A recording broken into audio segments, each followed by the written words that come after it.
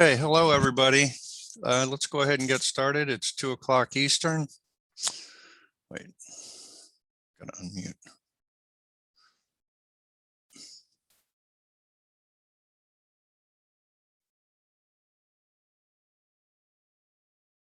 Okay, I'm unmuted. Okay, great. All right.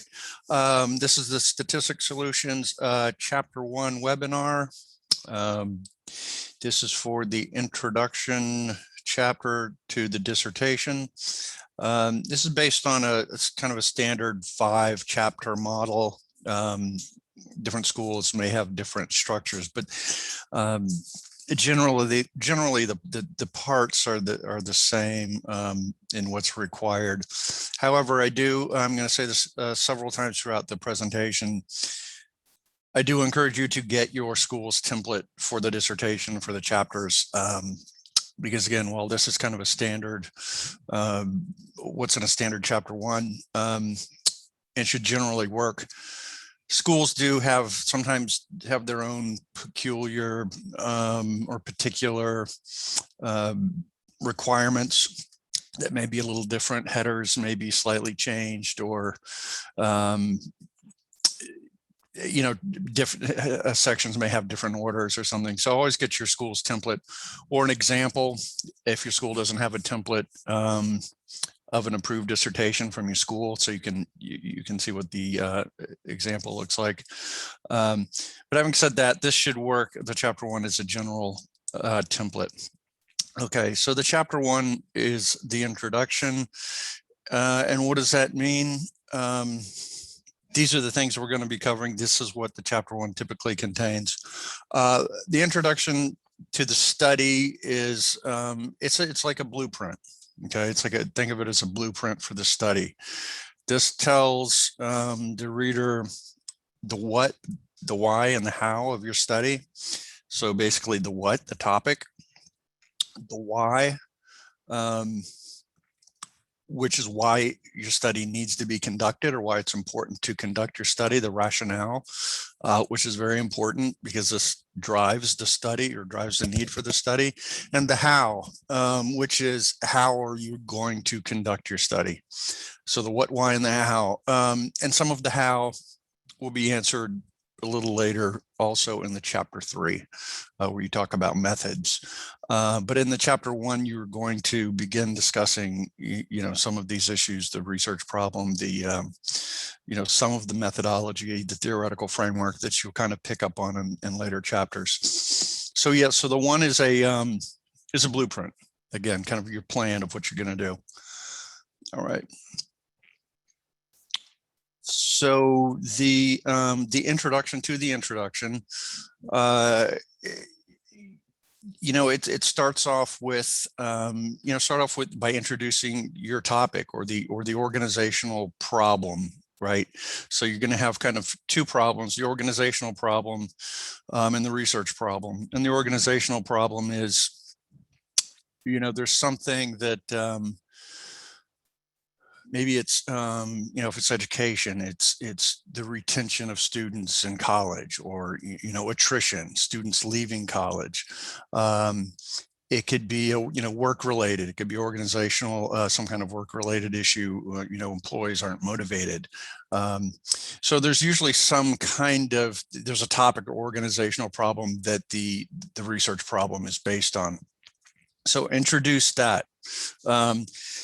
Sometimes it's good to have statistics, to catch the reader's attention, to back up what you're saying. If it's, say, attrition at higher education, give a recent statistic to show the people who are, the number of students who are leaving higher education.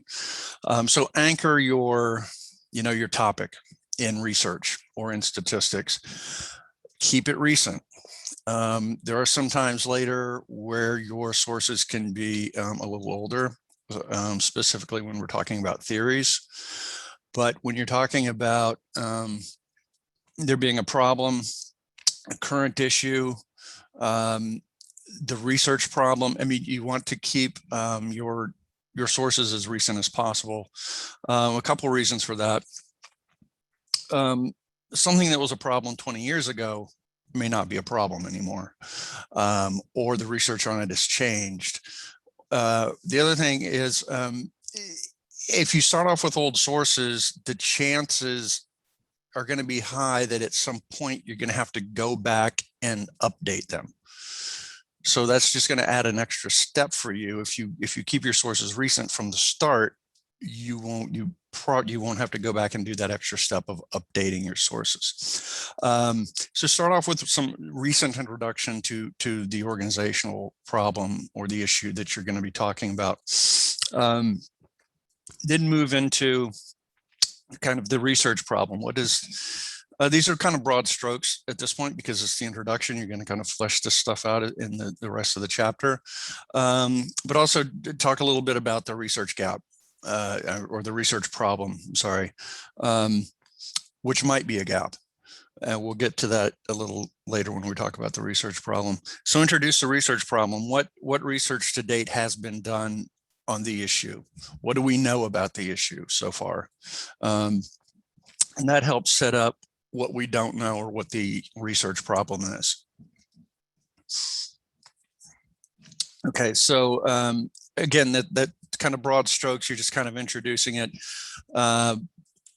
But at the end of the introduction, which is probably, you know, a good paragraph, maybe a couple paragraphs. Again, check your school's templates. They might have a paragraph requirement, maybe 2 or 3 paragraphs. But your reader should know what you're studying, why you're studying it, and how you're going to be studying it. Again, these are just kind of broad strokes at this point for the introduction. You're going to fill in a lot of this information as we proceed. Okay. Sorry. Let's see where we are here. Okay, background. Okay, the background is the kind of the background of the problem and really the background of the research on the problem. You know, where did the problem start? You know, where has it been? And more importantly, what has the research been on the problem? So you want to review the research on the problem to date, but again, this is major trends. You don't have to review, you know, every study that's been done. These are just kind of major trends of the research to give the reader kind of a sense of the currents of the research. You know, what are some of the major trends of research that have been conducted to address the problem? And, you know, it leads us up to the present, which is, okay, well, this is where things stand now, which should kind of dovetail into your research problem, the talk of your research problem, right? Here's what's been conducted. Here are some of the major trends, but we still don't know this, or we still don't have information on that. So it helps, it kind of takes you up to the point of where we are now, what's been done, but also what's lacking or what the research problem is. Okay, let me just pause here for a minute. You're welcome to type in questions, ask me questions in either the chat box or the question and answer box. That's fine, but I just won't get to the questions until the end. Okay. All right. So the background kind of funnels into your research problem. And this is kind of a more targeted overview of the recent research on your topic. You know, the background is kind of a bigger historical kind of picture, and the research problem section kind of zeroes in on what the, you know, details what the research problem is. It details a little more fully the research that's been conducted, the recent research that's been conducted on your topic. Highlighting the problem or, you know, what still needs to be studied and thus the need for your study. And what is a research problem? Kind of basically it's like it sounds. It's a problem in or with the research. So it can be a gap in knowledge. It doesn't always have to be. You know, say we don't know something on a certain topic, or we have very limited understanding of a certain topic, that could the research problem could be a gap that we lack research on it. But a research problem may also be that we have a topic and we've only done mostly one type of research on it. Like we've only approached it quantitatively. Therefore, for a better, more comprehensive understanding, we need qualitative research on it. Or it could be, an issue with approaches, right? So maybe different methods are required, or different approaches, or maybe a different theory for understanding the topic. You're going to test a theory. So that's what the research problem is. It's some kind of issue or problem in the research, some kind of inconclusiveness, something that's not really worked out yet. Again, and it can be represented by a gap, but it's not always a gap. And you want to clearly, in this section, clearly state the research problem. Just clearly come out and state what it is. We lack information on this, or we lack qualitative research on this topic. Okay.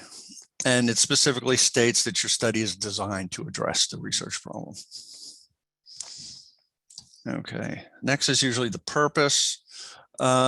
And the purpose is, once you get things kind of nailed down, the purpose is really the purpose statement itself it's an encapsulation of your study. It's like a nutshell. It's your study in a nutshell.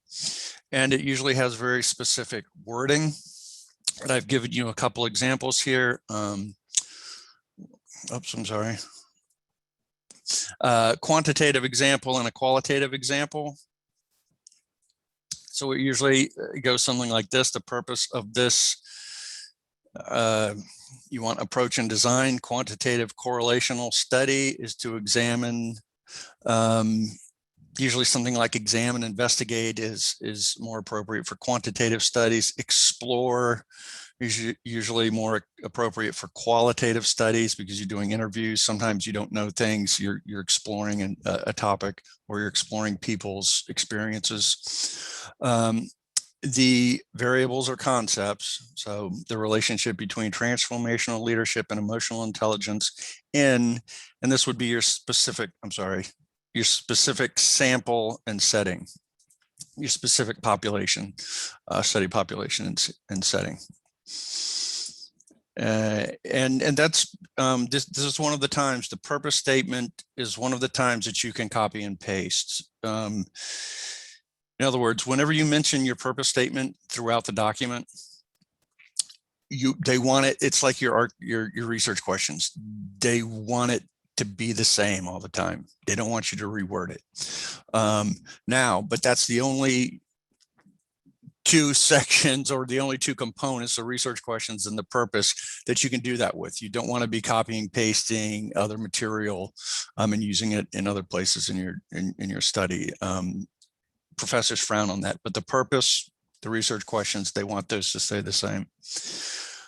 Okay, the purpose section itself may also include information about your variables, identifying your independent variable and identifying your dependent variable, talking a little bit about the major concepts, or you can even mention the instruments that you're using to measure the variables. But again, check your template, your school's template, on what is required in these sections. But this, again, is pretty general and reliable. Okay, the research questions, this is probably in the chapter where the research questions would come. I'm not a methods person, so I'm not going to talk about developing research questions, but we do run webinars on the research questions and webinars on methodology that would involve developing research questions. So I encourage you, if you have questions specifically about the research questions, to attend one of those.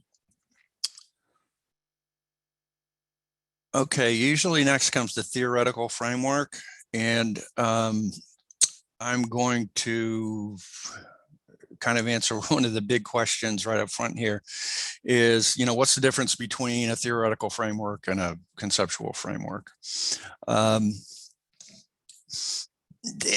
I don't know, people write articles on it. So there's not an easy answer, but I found that something that's fairly reliable is theoretical frameworks are typically associated with quantitative studies, and conceptual frameworks are typically associated with qualitative studies. So,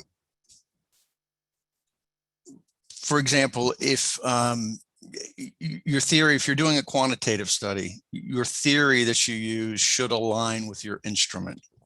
Okay, and what do I mean by that? So let's say you're doing a study, a quantitative study, and you're going to measure emotional intelligence. Well, there's several instruments to measure emotional intelligence, right? Developed by different researchers. If you use Goleman's, if you're going to use Goleman's instrument to measure emotional intelligence, you should use Goleman's theory of emotional intelligence. Okay, so you wouldn't use a Goleman's instrument, but use somebody else's theory. So that's what I mean about the theory aligning with your instrument, because all the instruments have theoretical foundations, and you want the theory that you use to match the theoretical foundations of your instrument or scale. What's a conceptual framework? A conceptual framework is a little different. It might involve a theory. It might just involve concepts. So sometimes, because you're not using a scale, you don't have theoretical foundations, for the scale, because you're not using a scale.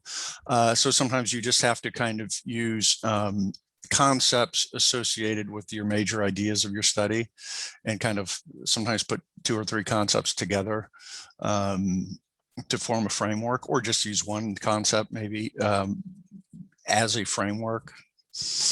And what does the theoretical framework and the conceptual framework do? They really help kind of guide your study, and they help you explain your results. So keep that in mind as you're thinking about your theoretical framework. You're probably going to have to discuss it as it relates to your findings in chapter 5. So my advice is always to keep the theoretical framework streamlined and clean and focused on what you're doing. I see people, they want to add 4 or 5 theories, and it's like, no, not if they're not needed, because number one, you have to explain all those theories. Then you have to explain how they connect to your study. Then you're probably going to have to talk about how all those theories connect to your findings in chapter 5. And in my experience, usually you don't need that many. 1 well-suited theory, maybe 2. If you need more than that, you should probably have a good reason, a really good reason for including extra theories. Now, that's not to say that if you don't need them, you can't use them, but try to keep it as streamlined and as focused as possible. All right, so what do you do in this section? You just come out and you just have a statement that says something like, Goleman's theory of emotional intelligence will serve as the theoretical framework for this study, or Goleman's theory and somebody else's theory of whatever else you're studying will serve as a theoretical framework. So just come out and state that, then define the theory, right? What does it mean? Why was it developed? What does it help researchers explain? Okay, define any components that are associated with the theory that might be related to your study. How have researchers used the theory? And then you want to talk about a little bit about how the theory connects to your study, which can be a little trickier. And this is some of these areas I encourage people to get examples from their school of people who have gone through and have completed their dissertation, to see how people have handled these sections, because going to resources like webinars are great, and reading information, on the internet or wherever you get it is great. But sometimes there's just no substitute for having a good example at hand when you sit down to write, because suddenly all the ideas from the resources you got just, they may connect, they may not. So this is a good section, and all of them, frankly, if you're struggling a little bit, to look at other examples.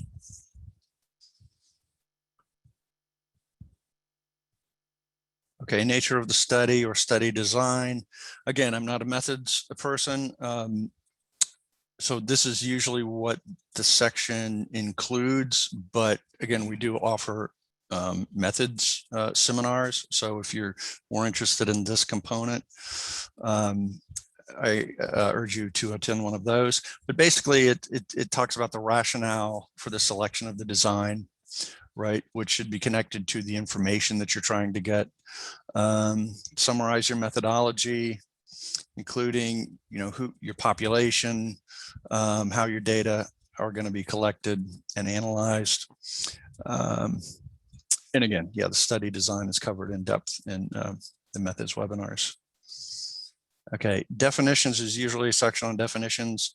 You usually don't even really need an introduction for this section. If anything, just something really basic, and like the following terms are defined for use in the study. That's all you need to say, and then get into the definitions. So what belongs in the definitions? Any variables or constructs that you're studying definitely belong here. Any major concepts that will be used in your study should go in here. Definition should be in the form of sentences. They should be clear and succinct, meaning this is not a place to discuss the concept or to discuss the variable. All it is a place to define the term as you will be using it in your study. And usually that can be accomplished in one sentence, maybe two or three, but probably you don't need more than that. Again, it's not a discussion. It's just, for this study, EI will be defined as, okay. Definition should be supported with peer-reviewed sources. Absolutely no definitions from dictionaries, all right, because it's not a general definition. It's a definition that comes from the literature, and it's particular to the literature and your study. Sources should be recent when possible. This isn't so important here. I think it's okay to have some sources that are out of date, because sometimes it involves theories, and theories evolve very slowly. So if you can keep them recent, that's great, but it's not 100% important to do so here. Definition should also be sequenced alphabetically. Okay. Significance. This is a section that talks about how your findings from your study might be significant. And usually it's two-pronged. How your study findings might be significant to practice and to research. Some schools add an extra component. I think Walden adds a component of positive social change. But primarily the two prongs are research and practice. So what does that mean? So it means that they want you to talk a little bit. You're not going to know it now exactly, because you don't know what you're going to get, but to kind of forecast how might your findings be important to people who do what you're doing, what you're studying. If it's if you're doing an education study, how might your findings be important to teachers or administrators or even parents? It depends on your study. The people who do nuts and bolts on the ground, who do the work every day, how might your findings be applicable to them? And the other part is, how might your findings be significant to research? So how might your findings add to the research or contribute to the research? They might have the potential to add to a certain area that's really under-researched, or at a certain angle or a certain way of seeing, or revise our understanding of a theory. So they want you to forecast, again, how your findings might add to practice, how they might add to research. Okay, whoops, sorry.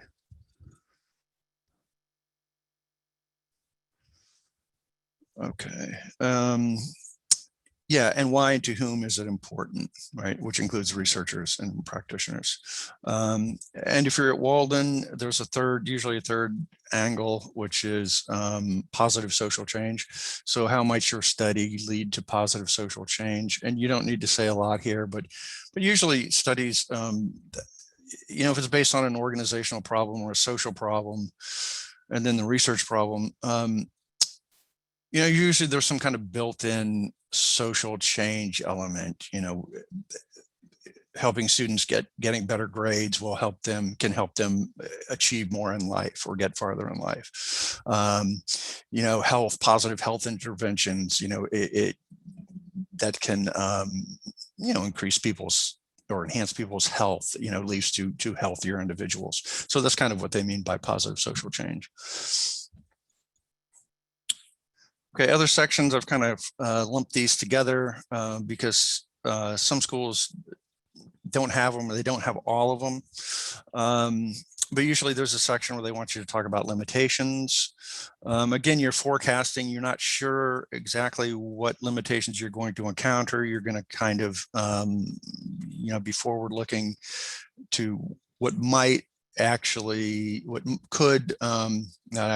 could be weaknesses or shortcomings that could affect the results. We're still dealing with COVID to some degree. Different areas are dealing differently.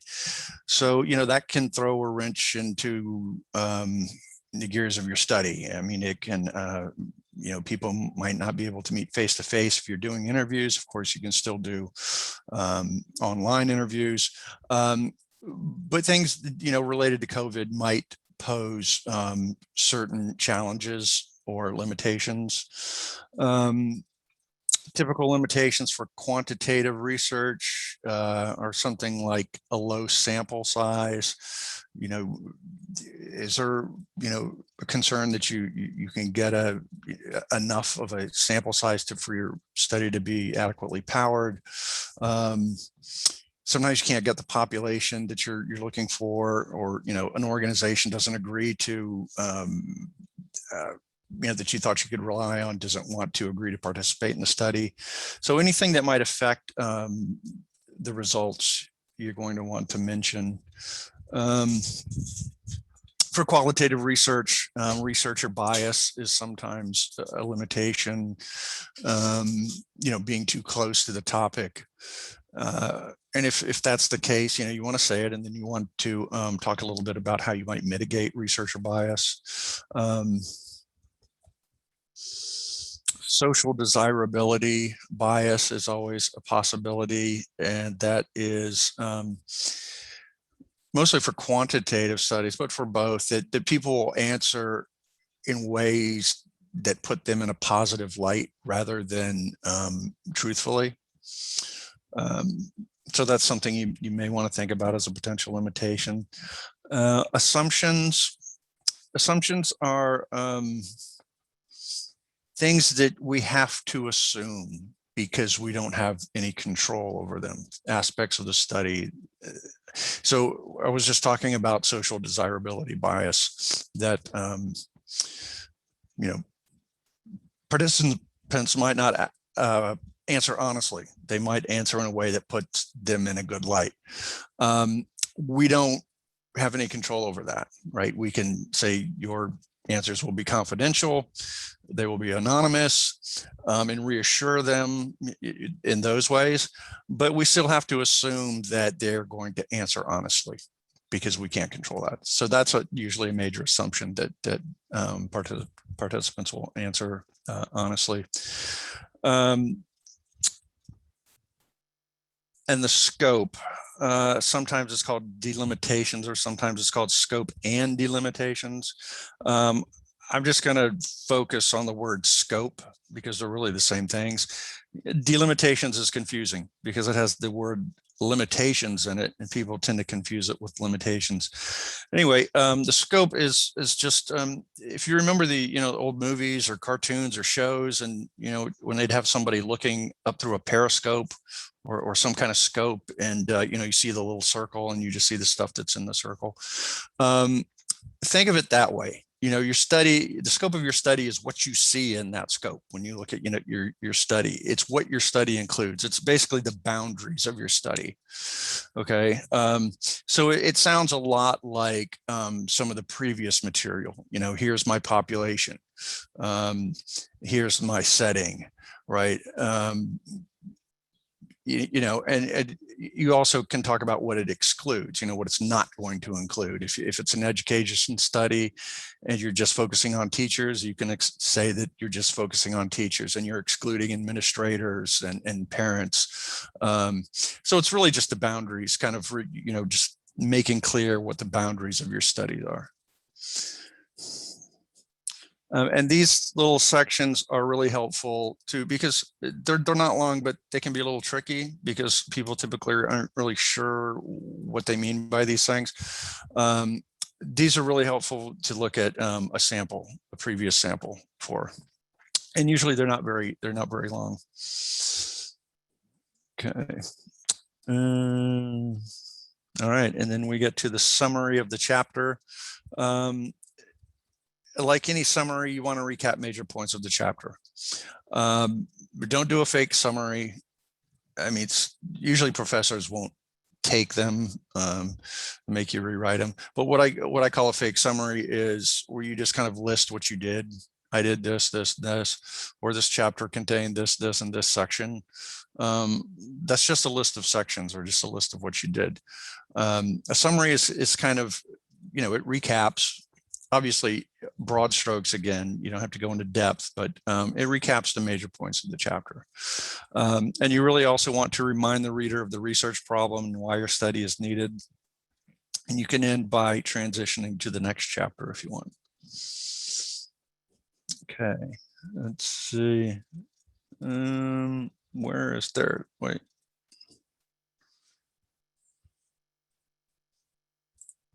Okay. So I think these the webinars are posted on YouTube, so everybody can, you can look at them there, and you might also, I think we send you copies, but you will have a copy or access to a copy. This is our contact information. If you want to talk to somebody, you think about signing on for assistance, just finding out what we do. It's a free call. No obligation. You just kind of have an appointment and a consult to see what we provide and to see if that's right for you. Okay, I'm going to get to the questions now. Let's see what we have. One of my professors, not on my committee, said not to say that there's a gap in the literature in the intro or in the lit review, because then you can't evidence a need to explore the subject. I was told to let the gap speak for itself and then address it later in the dissertation.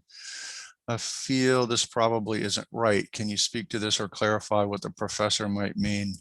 Well, first of all, if the professor is not on your committee, I wouldn't worry about it. I mean, I will kind of address your question, but you kind of get what I'm saying, which is listen to the people on your committee, primarily your chair. Don't listen to, I mean, you can listen to them, but I wouldn't necessarily take their advice, because that person is not going to sign your dissertation. I'm not really sure what that means. Not to say that there's a gap in the literature in the intro of the lit review. I mean, there are sections where you have, there's a section called where is it? Research problem. So if your research problem is that there's a gap, I don't know how you get around not saying there's a gap. So I really don't get that. And again, so I can't really speak to it. But again, if this person is not on your committee, don't sweat it. Do what the people on your committee say. Okay. Is the background like a mini lit review? Yeah, I mean, you could think about it that way, that if that's helpful. It is. It's kind of a lit review in kind of broad strokes, because you're not going to kind of get into the level of detail for each study that you're going to do in the lit review. So yeah, it is kind of like a little mini lit review, and kind of with, a broader focus. You're focusing on trends, more than particular studies, although you might reference some particular studies if they're particularly important. But I think that's a good way to look at it, and shrunk down. I mean, several pages or whatever your school suggests, instead of, what the lit review, which is, it can be 30 pages. Okay, how would you approach a theoretical framework if you are using a well-known framework that was conceived of as a framework in support of a theory, but people call it both a theory and a framework now? Would you have to describe the original theory it belonged to and how it became a framework, and then how the framework became a theory? Or am I just really confused? For example, intersectionality or equity, how would you then approach it in definitions? All right, a couple of things going on there, but I think I get what you're saying. So yeah, I mean, sometimes a theory can be come to be known as like a framework, or or even a model, right? But usually that has, the framework, and this is kind of semantics, but a framework and a model are different than a theory, right? So even though sometimes kind of use the model and the framework interchangeably with the theory, doesn't mean they're the same things. Even though they could be very closely associated, and usually the model or the framework is based on the theory. The framework is more of a way to put the theory, to make it such that you can use the theory in a study, right? So the framework then becomes, model, or it becomes, the components or the things that matter in the theory kind of quantified so they can be measured. So again, there are differences. Don't kind of think that the theory and the framework and the theory and the model are the same thing. So there are differences. So how would you handle that in the theoretical framework? Start with a theory, and this is the theory that's going to act as the theoretical framework, and just talk a little bit about how it became the framework, and then how the framework is going to help you, understand or collect data on what you're doing, explain the results.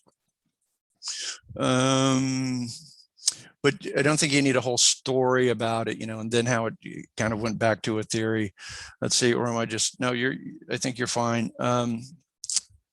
How should you then approach it in the definitions? In the definitions, you don't need to define your theory in the definitions, because you have a theoretical framework where you talk about the theory, and you will define it there. So your theory doesn't need to be defined, or anything methods, or for that matter. Like, you don't need to define phenomenological research in the definitions. It's just really the variables and the major constructs and some of the major ideas that are especially relevant to your study. And again, the theory is relevant, but it has its own place. I hope that helped. Okay, any other questions about the chapter 1 or anything in the chapter 1?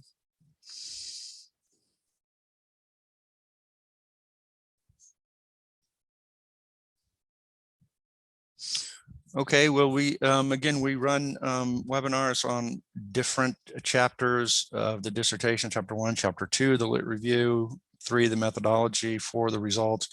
I think in chapter 5, the discussion, and I think methods related, just directly related to methods and research questions. So check our calendar, see when we're running what, and what you need to tune in for. And if there are no more questions, I will let you go. Will you all provide the recording for this webinar? Yes, and I believe, as I said, they are on YouTube, and you can just access them there for free. But I think we also provide you with a copy. Yep. Great. Thank you, everybody, for attending. Good luck. Let us know if you have questions about the assistance we offer, and have a great day. All right. Take care.